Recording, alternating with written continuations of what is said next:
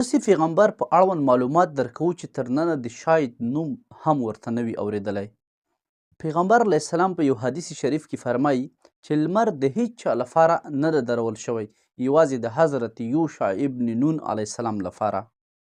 اخیر حضرت یوشع ابن نون علیه السلام څوک و چې لمر د هغه لپاره ودرول شو.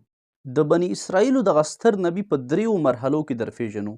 لومړی د هغه شخصي پیژندنه، دوهم په نبوي حدیثو او قرآن کریم کې د حضرت یوشع ابن نون علیه السلام یادونه، او په دریمه برخه کې هغه واقعه ذکر کوو په کومه کې چې لمر د حضرت یوشع ابن نون علیه السلام په دعا سره ودرېد.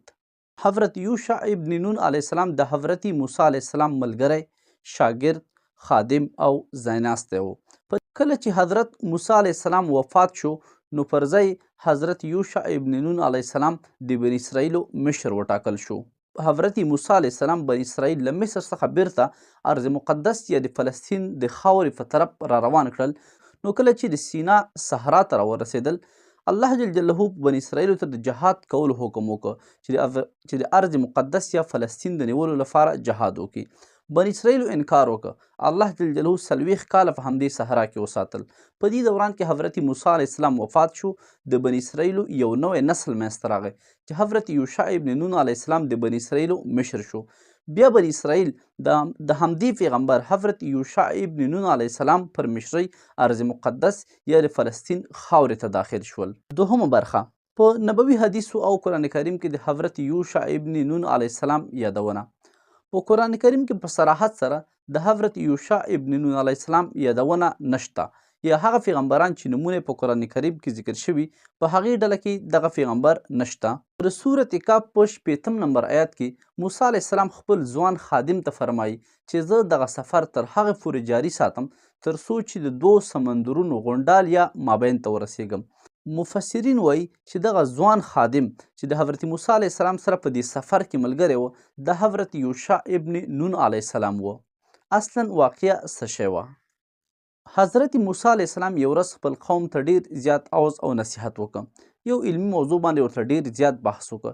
یو کس په بني اسرائیلو کې جګ شو، له حضرت موسی علیه السلام نه پوښتنه وکړه چې د ځمکې پر مخ له تا څخه بل ستر عالم شته؟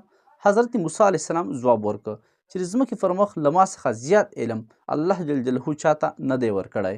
حضرت موسی علیه السلام ته وحی وشوه او امر ورته وشو چې د الله جل جلاله یو بل بنده چې هغه ډیر زیات علم لري باید له حضرت موسی علیه السلام سره مخامخ شي.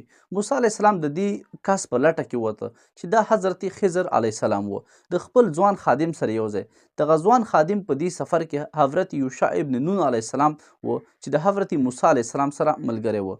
د دې واقعي تفصیل ته نه ځو ځکه دا زموږ د بحث موضوع نه ده. نو په قرآن کریم کې د سورة کهف په 80 نمبر آیات کې د حضرت یوشع ابن نون علیه السلام یادونه په ضمني شکل باندې شوې، صراحتا یې نوم نه دی راغلی. د مسلم شریف یو حدیث شریف ده چې پیغمبر علیه السلام فرمایي لمر د هیڅ چا لپاره نه دی درول شوی، یوازې د حضرت یوشع ابن نون علیه السلام لپاره ودرول شو. نو په احادیثو کې همدغه یوازینی حدیث ده چې د حضرت یوشع ابن نون علیه السلام یادونه پکې شوې. په دریمه مرحله کې هغې واقعې ته راځو چې لمر د حضرت یوشع ابن نون علیه السلام لپاره ودرول شو. لکه څنګه چې مخکې یادونه وکړه چې د بني اسرائیلو نوی نسل چې موسی علیه السلام وفات شوی و مشري حضرت یوشع ابن نون علیه السلام ته پاتې وه. د ده پر مشرۍ د سینا له دښتې څخه را روان شول او د ارض مقدس یا د فلسطین د خاورې په طرف کوم چې د بني اسرائیلو اصلي د اوسېدو ځای و او د حضرت یوسف علیه السلام په زمانه کې له همدې ځای څخه هجرت کړی و. کله چې حضرت یوشع ابن نون علیه السلام او لښکر په فلسطین حمله وکړه، دغه جګړه د مازدیګر تر مهال پورې روانه وه. دوی نږدې و چې د فلسطین خاورې یا ارض مقدس ته داخل شي، خو لمر په ښکته کېدلو باندې و. نو حضرت یوشع ابن نون علیه السلام له الله جل جلاله څخه سوال وکړ چې لمر ودروي تر هغې پورې چې دی او لښکر یې ارض مقدس یا د فلسطین خاورې ته داخل شي. همغه و چې الله جل جلاله د حضرت یوشع ابن نون علیه السلام سوال قبول کړ او لمر تر هغې پورې ودرېده، حرکت یې نه کړ تر څو پورې چې حضرت یوشع ابن نون علیه السلام او لښکر یې د فلسطین خاورې ته داخل شوي نه وه.